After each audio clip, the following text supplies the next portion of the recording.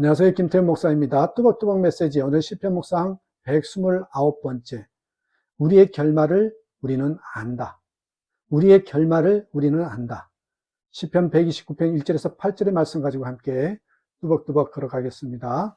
자, 시편 129편은 바로 악한 자와 환난에서 건진받은 이스라엘 민족의 간증이요 노래입니다. 순례자들이 성전을 향하여 나아가면서 부르던 노래 가사이지요. 순례자의 노래는 이와 같습니다. 이스라엘 민족에게는 말할 수 없는 고난이 많았습니다. 1절에서 내가 어릴 때부터 라고 했습니다. 이스라엘 백성들의 출애굽과 광야, 방황 시기를 생각나게 하는 구절이 있지요. 이스라엘은 다윗의 통치 시대의 잠깐 외에는 도무지 편안할 데가 없었습니다. 그러다가 아수르와 바벨론에 의해서 멸망당하여 비참한 포로 생활을 했습니다. 다 죽었다, 멸망이다, 끝이다라고 여겨졌던 순간도 있었습니다. 3절에서는 밭을 가는 사람이 밭을 갈아엎듯 그들이 나의 등을 갈아서 거기에다가 고랑을 길게 냈으나 라고 했는데 채찍을 맞아 등에 밭고랑처럼 푹 패인 자국들이 남은 노예 모습이 이스라엘 백성이었다는 것입니다. 그러나 이스라엘은 죽지 않았고 망하지 않았습니다. 4절 의로우신 주님께서 악인의 사슬을 끊으시고 나를 풀어주셨다. 그러나 여러분, 그들은 괴롭히고 두렵게 하였던 나라들은 5절에서 7절까지 보시면 그들이 노래한 것처럼 수치를 당하고 물러가고 햇빛을 받아 말라버린 지붕의 잡초같이 되었습니다. 이것은 이스라엘 민족의 간증이요 구원의 확신의 노래가 된 것입니다. 이 노래는 바로 예수님을 믿고 구원받은 우리의 노래입니다. 그 노래가 성경 특별히 신약의 곳곳에서 나오죠. 고린도후서 4장 8절 우리가 사방으로 우겨쌈을 당하여도 쌓이지 아니하며 답답한 일을 당하여도 낙심하지 아니하며 박해를 받아도 버림받지 아니하며 거꾸로 뜨림을 당하여도 망하지 아니하고.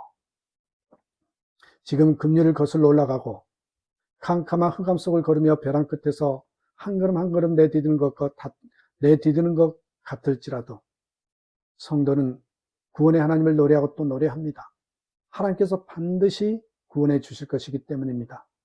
이스라엘 백성들이 이렇게 구원의 하나님을 노래할 수 있었던 것은 그들에게 민족적인 구원의 체험들이 있었고 악한 세상과 핍박한 자들로부터 영원히 승리할 것이라는 하나님의 약속의 말씀이 있었기 때문입니다. 우리에게도 더욱 그렇습니다. 우리가 언제 어디서나 보는 십자가가 그 증거입니다.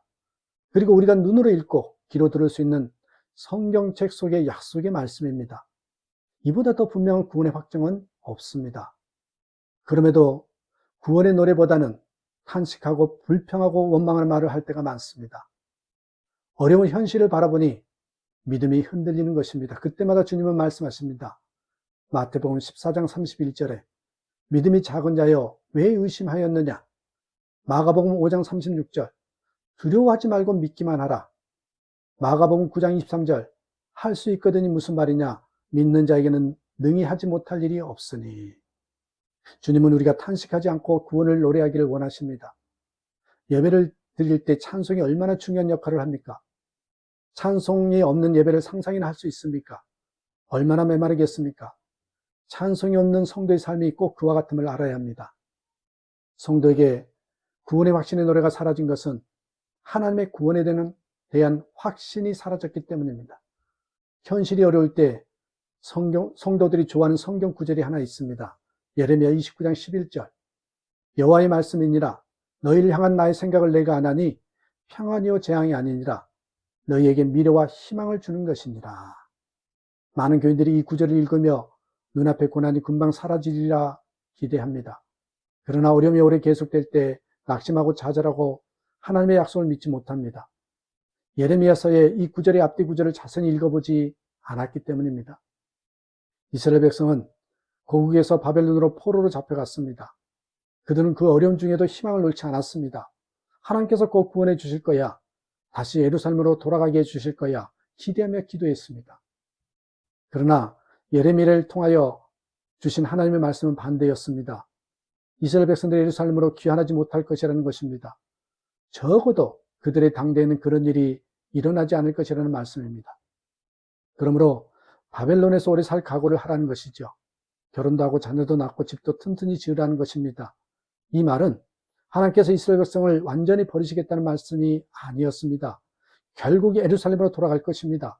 그러나 포로로 잡혀간 이스라엘 백성들의 자녀들이 또 자녀를 낳은 후대에 하나님께서 하실 일이라는 것입니다. 이 말씀을 깨닫고도 어떤 성도는 마음이 답답할 겁니다. 하나님의 약속이 너무 멀어 보이기 때문입니다. 어떻게 죽고 난 다음 후손들의 때에 될 일을 내다보며 오늘을 이길 수 있단 말입니까? 그러나 하나님은 말씀만 주신 것이 아닙니다. 이스라엘 백성들과 언제나 함께 하셨습니다. 다니엘과 세 친구들을 보면 알 수 있습니다. 그러면 충분한 것입니다. 그래서 집도 짓고 결혼도 하고 애도 낳는 것입니다. 구원의 주님은 천국에서 우리를 기다리시는 것이 아닙니다. 우리에게 오셔서 우리와 함께 하십니다. 주님을 바라보면 미래에 임할 구원이 지금 이 순간에 임한 것과 같습니다. 이것을 믿게 될 때에 고난의 시기가 아무리 오래 계속돼도 낙심하지 않게 됩니다. 1944년 6월 연합군이 노르망디 상륙작전에 성공했습니다. 그 후에도 전쟁은 1년 정도 더 지나서야 끝이 났습니다. 하지만 노르망디 상륙작전이 성공한 후 전 유럽에 변화가 일어났습니다. 독일 나치에 점령당한 지역의 사람들의 마음이 달라진 것입니다. 멀리 떨어진 곳에서 일어난 일이지만 이겼다 확신이 생겼습니다. 아직 나치의 점령 아래 있습니다. 그러나 이미 해방된 것 같습니다. 그때부터 행동도 말도 달라집니다. 나치에 협력할 사람이 누가 있겠습니까? 1945년 중반 싱가포르에 있는 일본 전쟁 포로 수용소에서도 같은 일이 일어났습니다. 어느 포로가 단파 라디오를 통하여 일본이 전쟁에서 지고 있음을 알게 되었습니다. 그 소문이 퍼지자 수용소 분위기에 놀라운 변화가 생겼습니다. 그들은 여전히 포로 상태였지만 마치 입이 풀려난 것처럼 웃고 울기 시작했다고 했습니다. 우리도 구원의 확신을 가지고 노래하며 살아야 합니다. 아직 상황이 바뀐 것은 아니죠. 여전히 세상은 죄와 마귀가 득세하고 있어요. 그러나 주님은 십자가에서 우리를 구원하셨고 하나님의 나라는 이미 우리 안에 시작되었고 주님은 우리 안에 거하여 계십니다. 그렇다면 우리도 얼마든지 노래할 수 있어야 합니다. 끝까지 볼 필요도 없습니다. 예수님 안에서 역사의 마지막에 될 일을 지금 알 수 있기 때문입니다. 우리는 완전히 죄에서 승리할 것이고 죽음의 권세를 이길 것이고 이 땅에 하나님의 나라가 임할 것입니다. 마귀는 수시로 안 된다, 못한다, 이제 끝이다 속삭입니다. 세상은 예수님을 믿는 우리를 불쌍히 볼 때가 많습니다. 그러나 바로 그때가 구원의 하나님을 노래할 때입니다. 우리는 욥의 결말을 잘 압니다. 그래서 욥이 낙심하는 말을 할 때에 너무 답답합니다. 그러나 우리의 결말은 어떻습니까? 모르는 일입니까? 아닙니다. 믿음으로 우리는 압니다. 내일 일은 알 수 없지만 예수님 안에서 우리의 마지막이 어떠할지는 너무나 분명히 압니다. 그러면 지금 구원의 노래를 할 수 있는 것입니다. 이 구원의 노래를 하는 저와 여러분의 삶이 되기를, 또한 그런 믿음을 소유하기를 주님의 이름으로 축복합니다. 감사합니다.